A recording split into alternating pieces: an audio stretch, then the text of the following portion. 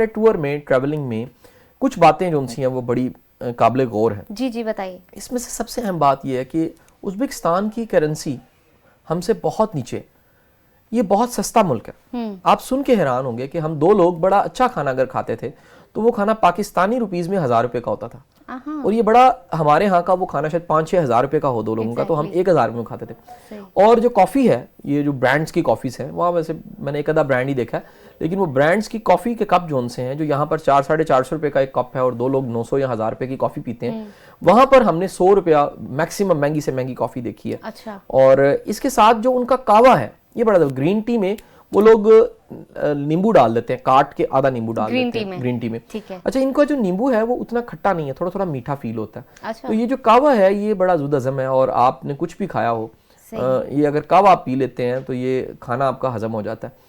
अच्छा, कल्चर के एतबार से ये लोग अपने कल्चर से बड़ा लव करते हैं। ठीक है। ये लोग बड़े पीसफुल हैं, बड़े काम है। मैंने लोगों को वहाँ खुश देखा। सबसे गैर मामूली बात, अगर मैं पाकिस्तान से मुआजना करूँ उज़्बेकिस्तान का, तो 3-4 चीज़ें बड़ी वाज़ेह हैं। सबसे पहले मैंने देखा कि ये अपने लीडर्स का अदब करते हैं, और इनके लीडर्स भी काबिल एहतराम है, ट्रांसपेरेंट है। उनकी करप्शन केसेस नहीं है, वो पनामा लीक्स नहीं है, मुझे किसने निकाला, मुझे क्यों निकाला वाले जुमले वहाँ नहीं है। ये क्रेडिबिलिटी जैसे होती है किसी चीज़ की, ऐसे लीडर्स की, और किसी की जुर्रत नहीं है कि वो स्टेट के खिलाफ बात करें या अपने लीडर्स के खिलाफ बात करें। दूसरी जो चीज मैंने देखी है वो, शाह जी एक बीच में पॉइंट कहना चाहती हूँ, यहाँ पर मोनार्की है, थोड़ा सा रॉयल निज़ाम पहले रह चुका है हिस्ट्री में। जानना चाहूँगी, अब वहाँ पे प्रेसिडेंशियल सिस्टम है, राइट? तो ये इस चीज़ को अगर डिस्क्राइब किया जाए तो मैं जानना चाहूँगी वहाँ पे अभी भी कुछ चंक्स हैं मोनार्की के, या आपने उन लोगों ने सिस्टम को मैनेज कर लिया। ठीक है। आप अंदाजा लगाएं कि वहाँ पर अगर आप आते हैं तो आपको एयरपोर्ट पे कस्टम क्लियरेंस पे पूछते जाता है कि आपके पास गैर मामूली करेंसी कितनी है। अच्छा। आपको एक सर्टिफिकेट दे दिया जाता है स्टैम्प करके, वो लिख दिया जाता है कि आपके पास इतनी करेंसी है। जब आप वहां पर करेंसी कैश करवाते हैं, यानी डॉलर्स को कन्वर्ट करवाते हैं, उनके सुम जो उनकी करेंसी है उसमें कन्वर्ट करवाते हैं, तो एक तो बड़ी गैर मामूली बात यह कि आप $100 जब देते हैं तो आपको बदले में 8,06,000 रुपया मिलता है सुम। अच्छा। यानी आप एक थदी पूरी पैसों की उठा के, तो एक नोट दे के आप इतनी थदी उठा के फिर फिरना शुरू हो जाते हैं। आपको समझ नहीं आती कि इन पैसों को मैंने इस्तेमाल कैसे करना है। अच्छा, इन सारी बातों को सामने रखते हुए एक दूसरी गैर मामूली बात थी कि लोग पुरसकून, लोगों में कोई जल्दबाजी नहीं है, लोगों में कोई इज़्तिराब नहीं हमने देखा, कोई बेचैनी नहीं देखी, इनसिक्योरिटी नहीं देखी, उनके चेहरों पे, उनके शक्लों पे कोई खौफ नहीं था, कोई ऐसी यानी बेबसी और खौफ दिख नहीं रहा था जिसे आमतौर पे कहते हैं। मैंने बेकारी नहीं देखी जी। अच्छा। ये मेरी ऑब्जर्वेशन ये है, मैं हैरान हूँ कि उज़्बेकिस्तान में मैंने बेकारी नहीं देखी, और ये लोग जो उनसे भीख मांगते नहीं है। मैंने अच्छा टिप दे के देखा है, बहुत अच्छा नहीं पसंद नहीं करते, बड़े थोड़े से लोग जो उनसे हैं वो टिप ले लेते हैं। मैंने किसी को टिप मांगते या किसी को बख्शिश मांगते देखा नहीं है। अच्छा, पर्सनली मैंने नहीं की देखा। फिर चिटिंग मैंने नहीं देखी, मैंने नहीं देखा कि किसी किस्म की चिटिंग, ऐसी चिटिंग जो बड़ी पाई जाती हो या लालच पाया जाता हो या नफसा नफसी हो, ऐसा मैंने बिल्कुल नहीं देखा। अच्छा जी। अच्छा, उसके बाद जो पुलिस इनकी मैंने देखी, हाथ में सिंपल एक स्टिक उनके है जी, और बड़ा कम वेपन्स मैंने किसी को देखा है वो ऐसी जगह पे है। पुलिस इनके जो उनसे हैं वो पुलिसमैन पुलिस की वर्दियों में फिर रहे हैं, जहाँ जहाँ जरूरत है, कोई इवेंट अगर चल रहा है वहाँ मौजूद है, लेकिन उनके पर्सनैलिटी से वहशत नहीं है। जैसे हमारे पुलिस वाले जो उनसे हैं वो बड़े बड़े पेट निकाल के और खौफनाक किथे जाते पे हो जी ये पूछते हैं, ये नहीं है। तो आप बल्कि एक लतीफ़ा था कि जब हम वापस आ रहे थे तो हम दोनों दोस्त ये डिस्कस कर रहे थे, जैसे ही लाहौर पहुंचने वाला हुआ तो हमने कहा यार अब हमारे कानों को एक आवाज़ आएगी कि तेरे प्यू दी सड़क है। ये आवाज़ सिर्फ पाकिस्तान में ही आपको सुनाई देती है, आपको ये आवाज़ उज़्बेकिस्तान में दुनिया के किसी कोने में सुनाई नहीं देती। यहाँ हर बंदा लड़ने को तैयार है, हर बंदा। अच्छा, लोग खुश थे।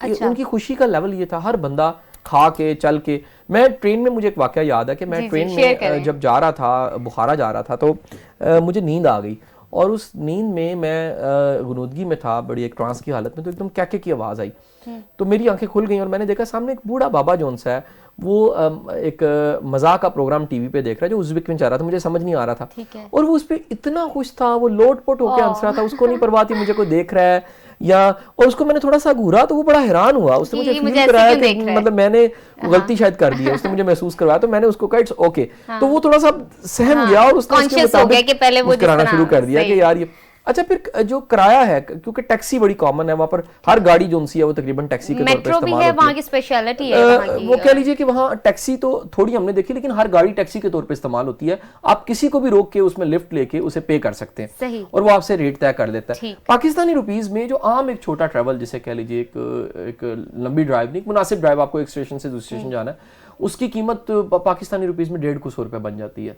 और ये बड़े थोड़े पैसों में आप ट्रैवल करके एक जगह से दूसरी जगह पहुंच जाते हैं। अच्छा, उससे बढ़ के ये कि जो इनकी ट्रेन की टिकट है वो बड़ी कम हमने देखी, यानी ट्रेन की टिकट्स जो कह लीजिए पाकिस्तानी रुपीस में अगर कहूँ तो 600-700 रुपये में आप अच्छा खासा लंबा सफर कर लेते हैं। अच्छा। और ट्रेन इनकी जो अफरा सयाब है, वो अफरा सयाब 2 साल पहले जो सी लॉन्च इन्होंने की है, और ये ट्रेन जो सी है वो फास्ट ट्रेन है, ठीक है, इसकी स्पीड 230 तक चली जाती है, और ये बड़ी तेज़ी से चलती हुई एक शहर से दूसरे शहर पहुंच जाती है। ये ट्रेन जो सी है, इसके ज़रिए आप मुल्क घूमना शुरू कर दीजिए, आप हैरान हो जाएंगे कि मीलों का सफ़र आपको महसूस नहीं होता।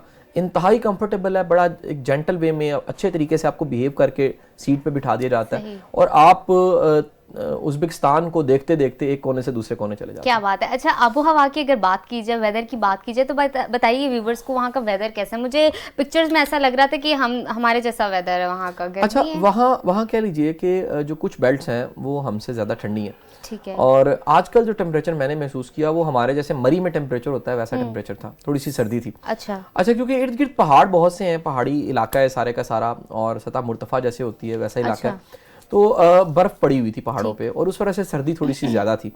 लेकिन ये कि सिस्टम बड़े अच्छे हैं, हीटिंग सिस्टम्स हैं, और हर जगह जो है वो सेफ़ एंड साउंड बैठ के आप खा पी लेते हैं। ट्रेडिशनल म्यूज़िक्स इनके बड़े अच्छे हैं, जो लिबास इनके हैं अपने रवायती लिबास वो बड़े शानदार हैं।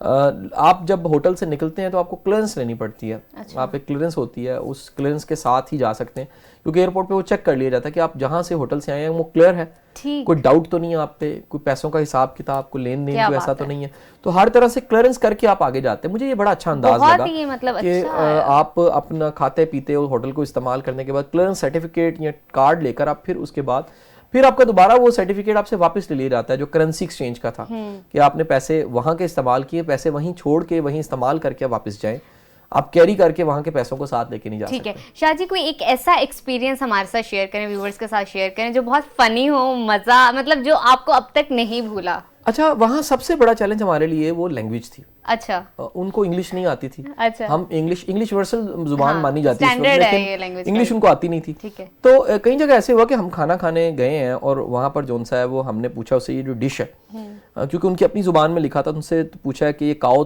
है या गोट है, तो उनको समझ नहीं आती थी। ठीक है। तो फिर हमें बड़ी मजबूरी के साथ बै करना पड़ता था या फिर गाँ करना पड़ता था, तो वो कहता था हाँ गाँ, ये जो है गोश्त, ये गाय का।